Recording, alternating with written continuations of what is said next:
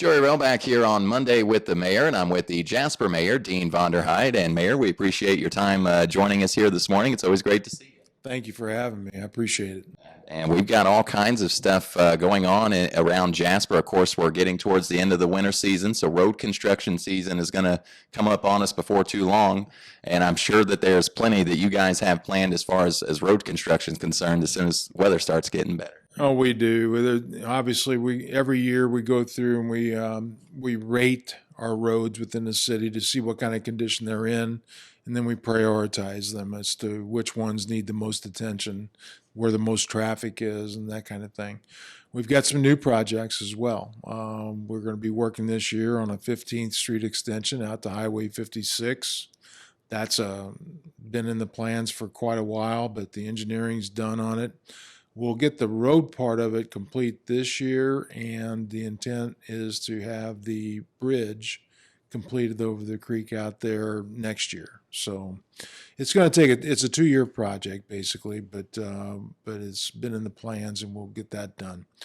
Then the Mill Street expansion, that's been on again. It's multiple years in planning. In cooperation with NDOT, and we received a large grant to help fund that.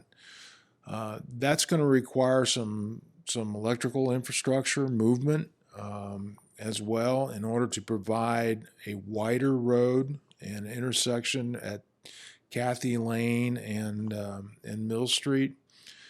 We intend to take some of our truck traffic that gets out on 231 and allow that to go north on Mill Street out to 47th or 400 North, and from there then they can access 231, or in the future would be the Mid-States Corridor to the east. So yeah, and that's something that I think everybody's kind of got to start planning for, and that's something that is important to not only give the truck drivers another route, but kind of knock down the traffic on 231 and help out as well. Yeah, the 231 traffic is very difficult, and especially that's routed through the town. What we'd like to be able to do is look for other alternatives.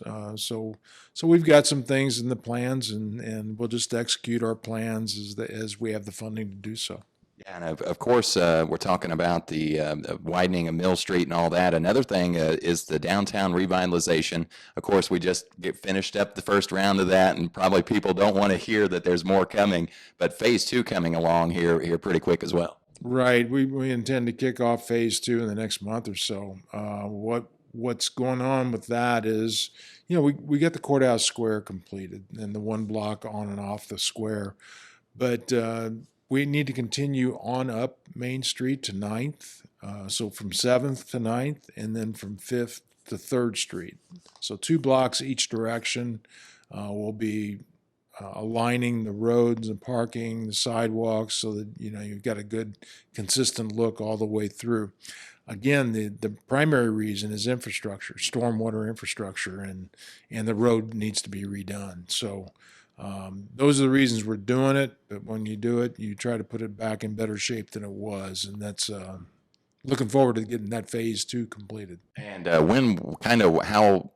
what's the timeline for that project as far as it's concerned? Is it a 1-year thing? Or are you hoping to have that done by the end of the year, or is that going to bleed into 2025? It will bleed into 2025. The first part of the phase, we intend to do the south end. The south end would then line up with, hopefully to be completed by Strassenfest.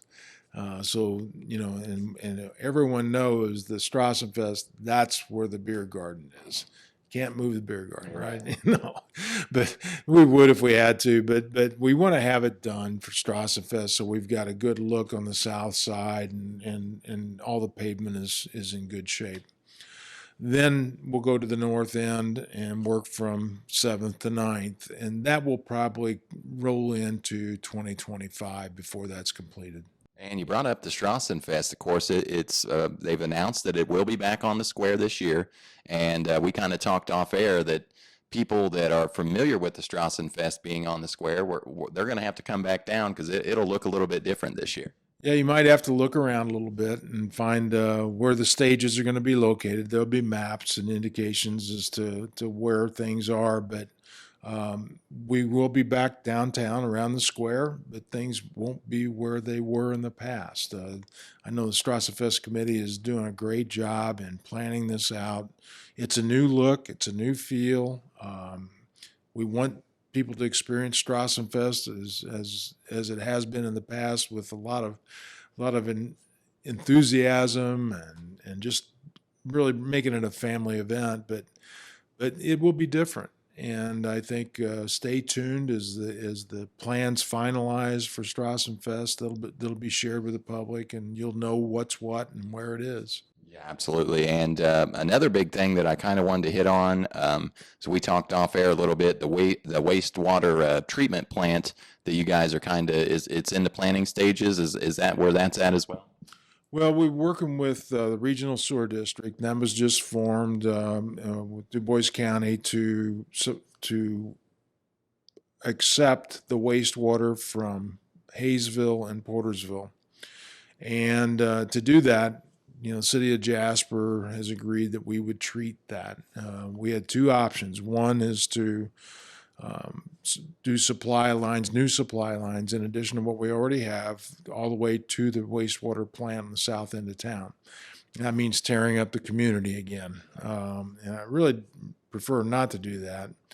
But, we have to weigh out the options and what the costs are. The other option was to build a new wastewater treatment plant on the north side that would accommodate what's happening now is our growth to the north and to the west, as well as the growth that I think is going to be coming to Hayesville in that area, especially with the mid-states. I think there's going to be a lot of development on the north, and we could use that treatment facility on the north side, not tear up what we have already completed here. But we have to comply with IDEM's requirements, the DNR's requirements, and there's just a lot of bureaucracy to get there. Again, we want to do what's the best for the community and for the area, but we will be a partner in trying to supply that, and it's a big deal. There's no final plans at this point in time. We do know that there will be supply lines. It'll be run all the way to the outskirts of Jasper. So somehow we'll connect, and somehow we'll get it treated. All right, Mayor. And is there anything else going on as far as maybe not construction wise, but things as a city that you're trying to get accomplished this year that you'd like to see get accomplished? Well, one that I think is worth noting is the connection for a backup water supply. We've not had a backup water supply, so if something would happen and the Patoka River is contaminated upstream of our intake, we'd be in trouble. We'd have no water supply for the city of Jasper. So we've worked pretty hard in developing a relationship with Patoka Water, and we're going to be doing a joint project with them where they'll be our partner in supplying our second source of water on the north side of Jasper. That's been approved. We've got a grant. We're working to get that done in the next year.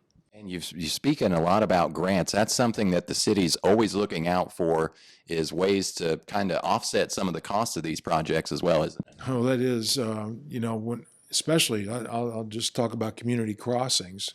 There's two community crossing grant periods during a year, and we apply at each one of them because, you can win up to $1 million grant. It's a matching grant for a city our size, so we have to come up with whatever we're asking for. But it's making our dollars go twice as far. Right. It's got to be on existing roads, infrastructure that, we're trying to maintain. And we've really been aggressive at trying to get those grants, as well as others. I'll talk about the Regional Wellness Center. It's a future project, something we hope we can break ground on in 2025. But funding for that is a real hurdle for us, and we're applying for multiple grants to go toward that project. Any project we have, the Trails project, we're going to be doing the North Side Trail connection between Buffalo Trace and St. Charles Street. Well, that trail, a big portion of that was funded through a grant as well. So, yeah, we want to leverage every tax dollar we have here in Du Bois County, and specifically here in Jasper, and and see what kind of state and federal funding can go with that. Well, it's absolutely amazing what you've been able to do with grant money already, and always continuing to improve Jasper is something that you guys do very well. And is there anything else that you'd like to cover here today, Mayor? Well, I mean, weather's changing, Yes. and it changes quickly here in southern Indiana. So just be aware of that, and always be cautious of your environment, your surroundings. We still got kids going to school. We still have people crossing streets. Make sure that you allow plenty of time to get where you're going, and don't put yourself or your family at risk, or any other family member here in the area. We are a safe community. And I do want to comment that I've met several people that have recently moved here, and I asked them, well, why did you move here? Why did you come from California, or why did you come from Maine or Connecticut? And they say, well, they did searches, and part of their criteria was they're looking for safe communities, good education. That means a lot. It's a clean community, and we want to keep it that way. So hats off to the community members. That's what it is. We all work at it together. We can't do it independently. It's not governments doing this. It's the community. It's the people, the residents of this community that make it happen. Absolutely, Mayor, and we couldn't do it without everybody's help or without you at the helm of the leadership. So we're thankful for everything you do as well, and we appreciate you joining us here today, and we'll catch up with you on down the road. All right, thank you very much for having me. And that was Mayor Dean Vonderheide here at the Jasper City Hall. This has been Monday with the Mayor on 18 WJTS. Weather is next.